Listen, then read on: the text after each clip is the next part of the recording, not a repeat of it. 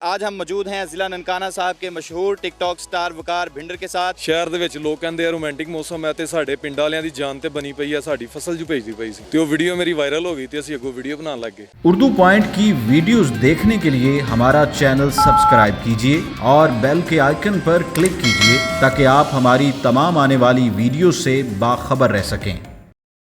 अस्सलाम वालेकुम नाज़रीन, उर्दू पॉइंट के साथ आपका मेज़बान यासिर जामी आपकी खिदमत में हाज़िर है। आज हम मौजूद हैं ज़िला ननकाना साहब के मशहूर टिकटॉक स्टार वकार भिंडर के साथ, जिन्होंने बहुत कम अरसे में लाखों की तादाद में मदाह पैदा कर लिए हैं। बुनियादी तौर पर वो एक किसान हैं, ज़मींदार घराने से उनका ताल्लुक है, खेती बाड़ी करते हैं। खेती बाड़ी करते करते टिकटॉक पे वो कैसे आए और छा गए, आइए जानते हैं उनकी कहानी उन्हीं की ज़ुबानी। ਮੈਂ ਮੋਬਾਈਲ ਮੇਰੇ ਕੋਲ ਪਹਿਲੇ ਵੀ ਸੀ ਤੇ ਮੈਂ ਇੱਕ ਦਿਨ ਛੱਤ ਤੇ ਚੜਿਆ ਸੀ ਤੇ ਬਾਰਿਸ਼ਾਂ ਪੈ ਰਹੀਆਂ ਸੀ, ਸਾਡੀ ਕਣਕ ਪੱਕੀ ਹੋਈ ਸੀ। ਮੈਂ ਕਿਹਾ ਯਾਰ ਕਿਉਂ ਨਾ ਵੀਡੀਓ ਕੋਈ ਬਣਾਈਏ।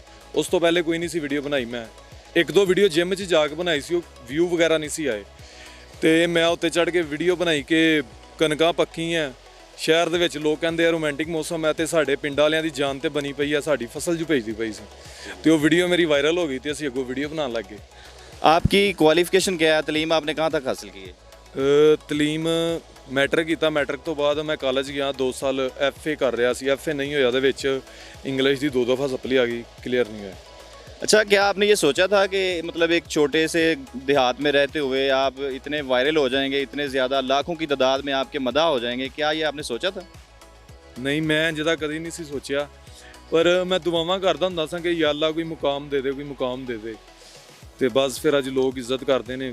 ਉਸ ਮਾਲਕ ਦੀ ਲੱਖ ਲੱਖ ਸ਼ੁਕਰ ਹੈ ਕਿ ਉਹਨੇ ਇੰਨੇ ਜੋਗਾ ਬਣਾਤਾ कि लोग चल के आते हैं सानू मिलन तो इज्जत करते हैं। अच्छा, ये बताइए कि आपका जो कंटेंट होता है टिकटॉक पे वो बड़ा ज़बरदस्त होता है, मतलब बड़ा इंस्पिरेशनल होता है, मुतासर कुन होता है, ये कहाँ से आता है? आप खुद क्रिएट करते हैं या कि आप किसी का लिखा हुआ यूज़ करते हैं? नहीं, मैं खुद लिखदा वां। उस तो बाद कुछ वीडियो फॉर यू ते चलदियां हुंदियां सिंपल लफ्ज़ां 'ਚ ਤੇ ਉਹਨਾਂ ਨੂੰ ਮੈਂ ਸ਼ਾਇਰੀ ਦੇ ਵਿੱਚ ਕਰਦਾ ਵਾਂ, ਕਿਉਂਕਿ ਲਫ਼ਜ਼ ਤੇ ਸਾਰੇ ਪਹਿਲਾਂ ਦੇ ਇਜਾਦ ਹੋਏ ਨੇ ਤੇ ਉਹਨਾਂ ਨੂੰ ਅੱਗੋਂ ਮੈਂ ਆਪ ਬਣਾਉਂਦਾ ਵਾਂ। ਤੇ ਕੁਝ ਵੀਡੀਓ ਇਮੋਸ਼ਨਲ ਜਿਹੜੀਆਂ ਹੁੰਦੀਆਂ ਭਾਈ ਮੇਰੇ ਦੱਸਦੇ ਨੇ ਤੇ ਫਿਰ ਉਸ ਵਜ੍ਹਾ ਤੋਂ ਕੁਝ ਇੱਕ ਭਾਈ ਮੇਰਾ ਹੋ ਰਿਹਾ ਉਹ ਵੀ ਲਿਖਦਾ ਹੈ ਤੇ ਸ਼ਾਇਰੋ ਸ਼ਾਇਰੀ ਪੰਜਾਬੀ ਦੇ ਵਿੱਚ। ਮੈਨੂੰ ਫਾਰ ਯੂ ਦੇ ਟ੍ਰਿਕ ਦਾ ਕੋਈ ਪਤਾ ਨਹੀਂ, ਕਿਉਂਕਿ ਮੈਂ ਜਦੋਂ ਪਹਿਲੀ ਵੀਡੀਓ ਪੋਸਟ ਕੀਤੀ ਸੀ ਨਾ, ਮੈਨੂੰ ਇਹ ਵੀ ਨਹੀਂ ਸੀ ਪਤਾ ਹੁੰਦਾ ਕਿ ਫਾਰ ਯੂ ਹੁੰਦਾ ਕੀ ਚੀਜ਼ ਹੈ। ਜਦੋਂ ਮੇਰੀ ਵੀਡੀਓ ਵਾਇਰਲ ਹੋਈ ਸੀ, ਉਹ ਵਾਇਰਲ ਹੋਈ ਸੀ, ਉਸ ਤੋਂ ਬਾਅਦ ਮੈਨੂੰ ਫੋਨ ਆਉਣੇ ਸ਼ੁਰੂ ਹੋ ਗਏ, ਯਾਰ ਤੇਰੀ ਵੀਡੀਓ ਵਾਇਰਲ ਹੋ ਗਈ, ਤੇਰੀ ਵੀਡੀਓ ਵਾਇਰਲ ਹੋ ਗਈ ਫਾਰ ਯੂ ਤੇ। ਫਿਰ ਮੈਨੂੰ ਪਤਾ ਲੱਗਾ ਹੀ ਫਾਰ ਯੂ ਕੀ ਚੀਜ਼ ਹੁੰਦੀ ਹੈ। ਵੈਸੇ ਇਹਦੇ ਟ੍ਰਿਕ ਸ਼ਰਿਕ ਦਾ ਮੈਨੂੰ ਕੋਈ ਪਤਾ ਨਹੀਂ, ਉਦੋਂ ਤੇ ਮੈਂ ਕੋਈ हैशटैग ਵਗੈरह भी नहीं ਸੀ लगाता।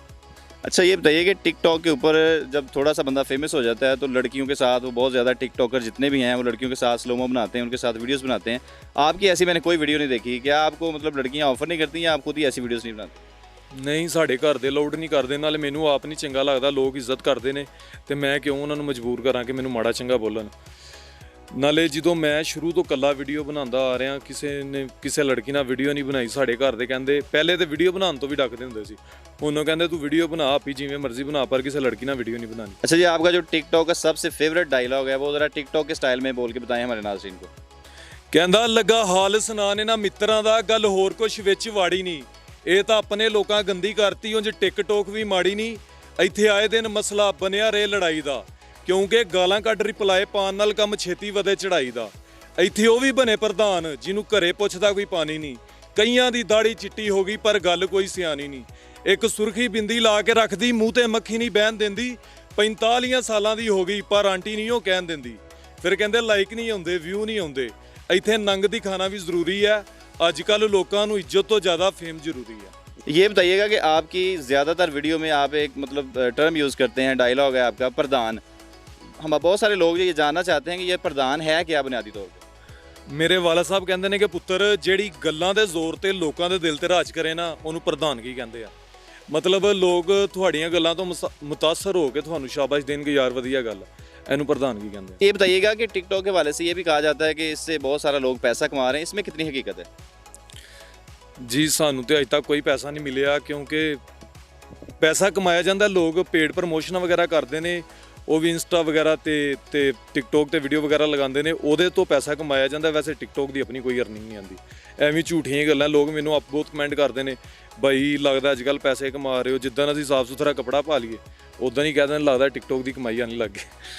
अच्छा, आपके जो मदाह हैं उनकी तादाद लाखों में है, तो जब आपसे मिलने आते हैं तो आपके लिए गिफ्ट शिफ्ट तो लेके आते होंगे?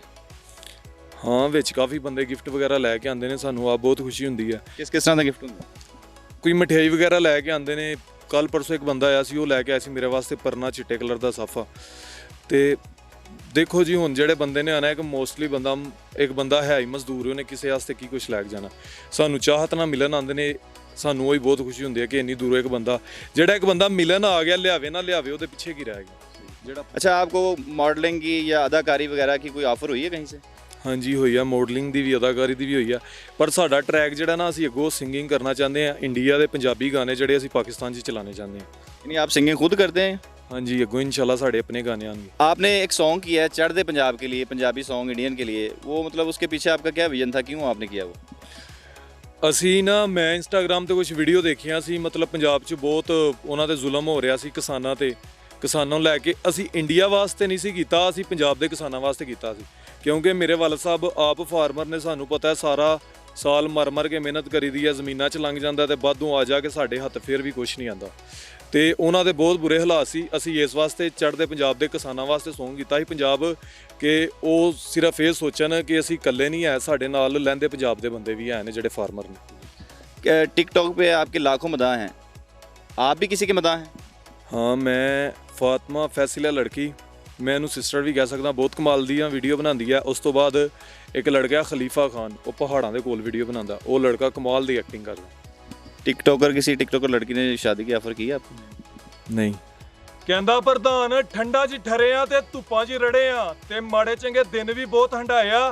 ਜੇ ਕਦੇ ਟਾਈਮ ਮਿਲਿਆ ਤੇ ਗੂਗਲ ਤੇ ਸਰਚ ਕਰੀ ਛੋਟੇ ਵੀਰ, ਅੱਜ ਕੱਲ ਅਸੀਂ ਸਟਾਰਾਂ ਦੀ ਲਿਸਟ 'ਚ ਆਏ ਆ। ਕਹਿੰਦਾ ਪ੍ਰਧਾਨ ਇੱਧਰ ਦੀ ਗੱਲ ਉੱਧਰ ਕਰਨੀ ਤੇ ਉੱਧਰ ਦੀ ਗੱਲ ਇੱਧਰ ਕਰਨੀ, ਓਏ ਕੋਈ ਬਾਤ ਨਹੀਂ ਹੁੰਦੀ। ਪਿੱਠਾਂ ਪਿੱਛੇ ਉਹੀ ਭੌਂਕਦੇ ਆ ਡਾਰਲਿੰਗ, ਜਿਹੜੇ ਸਾਲਿਆਂ ਦੀ ਮੂੰਹ ਤੇ ਬੋਲਣ ਦੀ ਔਕਾਤ नहीं ਹੁੰਦੀ। ये थे वकार भिंडर साहब, जिला ननकाना साहब के मशहूर टिकटॉकर, जो कि अपने टिकटॉक की स्टोरी बता रहे थे। उनका ये भी कहना था कि टिकटॉक पे मशहूर होने के लिए ज़रूरी नहीं है कि आप गैर इखलाकी हरकत करें, गैर इखलाकी मवाद पेश करें। आप अच्छे मवाद के साथ भी फेमस हो सकते हैं, मशहूर हो सकते हैं। अपने मेज़बान यासिर जामी को दीजिए इजाज़त। देखते रहिए उर्दू पॉइंट। अल्लाह हाफिज़।